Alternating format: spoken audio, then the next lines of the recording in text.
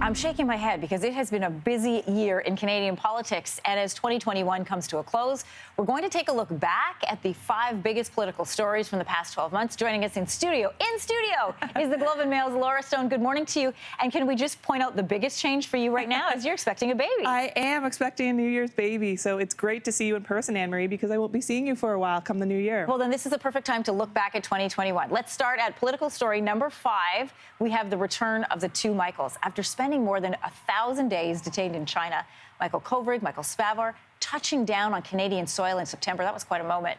And their release came hours after Huawei executive Meng Wanzhou was also on a plane headed back to China after securing a deal with the U.S. So to this day, 115 Canadians remain in custody in Chinese prisons. I don't know if everyone knows that. Where are Canada-China relations right now, and where do we still need to go? I would say they're tense and uncertain, Anne-Marie. Certainly it's not as chaotic as it was when the 2 Michaels were imprisoned. The Trudeau government was getting hammered with questions pretty much every day about their release. But as you rightly point out, we have other Canadians in custody there, and the Trudeau government has to make a lot of big decisions on an economic perspective, on a human rights perspective about their dealings with China. I would say the big decision to watch for is what happens with Huawei's 5G network if Canada joins some allies in blocking it, or if they're going to allow that, and that could again ramp up further tensions with the Chinese regime. All right, number 4 on this list is, of course, the federal election happened in September. After the 2019 election, I just want to give you a sense of what happened. This is what the House of Commons looked like 2019, right? And then this is what happened after this year's election. And as you can see, not a lot has changed, not a big shift, right?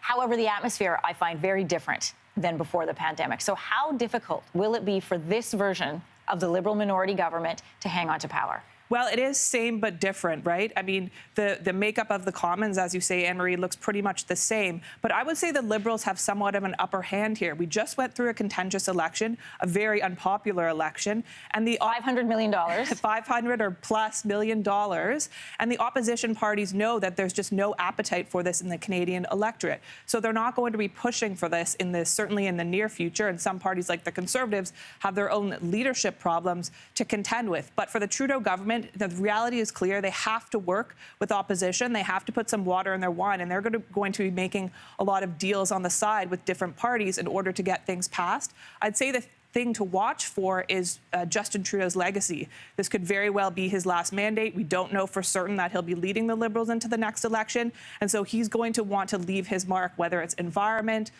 whether it's childcare, whether it's reconciliation. This is where he's going to sort of build who Justin Trudeau was as Canada's Prime Minister. All right, let's pick up on that note on reconciliation. That's number 3 on our list. In the Liberal government's throne speech, they promised to invest in a mental health and wellness strategy for Indigenous peoples while ensuring compensation for those who are harmed by the child welfare system. So walk us back through what happened over this past year and how this Liberal government plans to move forward. This is obviously a huge priority for the Liberal government, and we've seen some missteps as well. We had the issue of the unmarked graves, which was obviously a huge waking point for Canadians. Honestly, it was when the country woke up to what had happened, what the legacy was of residential school, and that it was an Indian residential school. It targeted Indigenous communities. Very much so, and people are still grappling with that. We had the debate over when to lower flags, when to raise them. We had the Conservatives pushing for them to be raised. We've had Indigenous leaders saying they shouldn't be raised until the country's come to terms with this. And then, of course, we had, the big story on the first annual Truth and Reconciliation Day, which was Prime Minister Trudeau traveling to Tofino and really getting a lot of criticism from the Indigenous community for doing so. I think, Governor General Mary Simon in her throne speech talked about reconciliation not having an endpoint, not being done in a day. And so this is clearly going to be a long road for the Liberals and a long road for Justin Trudeau to make this up to the Indigenous community and to work with them on this very long project of reconciliation. All right, we want to get to the biggest story in political news this year. For the second year in a row, no surprise here, it is a COVID-19 pandemic. We've actually had to break this down into 2 categories because it's so large. Let's start, first of all, with how the provinces handled the pandemic this past year. Well, look, all eyes are on the provinces, right? The federal government is responsible for procurement, but it's up to the provinces to distribute vaccines, to impose those health restrictions. And we've really seen kind of ups and downs in many of these provinces, looking at Ontario, looking at Alberta. the big, question for these provinces is how the electorate is going to respond to this. We have elections in Quebec and Ontario next year.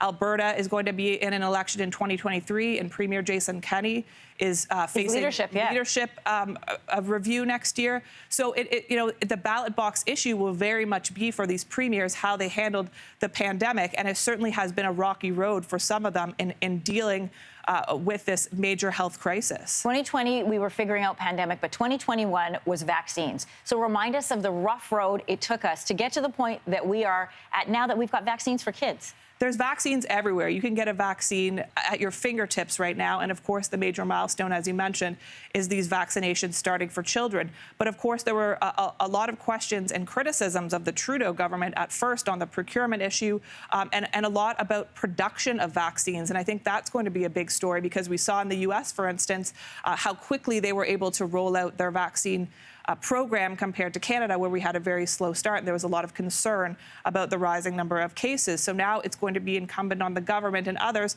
to really ramp up domestic production of vaccinations so that if we ever are in this situation again, we'll have a much better handle of it than we did the first time around. When we go through this year, I'm exhausted, and I'm not even expecting. I mean, it was a really busy year in politics, so much up and down. Laura, we wish you all the best heading into the new year. Thanks for taking us through this look back. Thanks so much, Anne-Marie. I'll miss you guys. Hey, thanks for watching. If you liked this, be sure to subscribe here, or you can check out more Your Morning videos right here.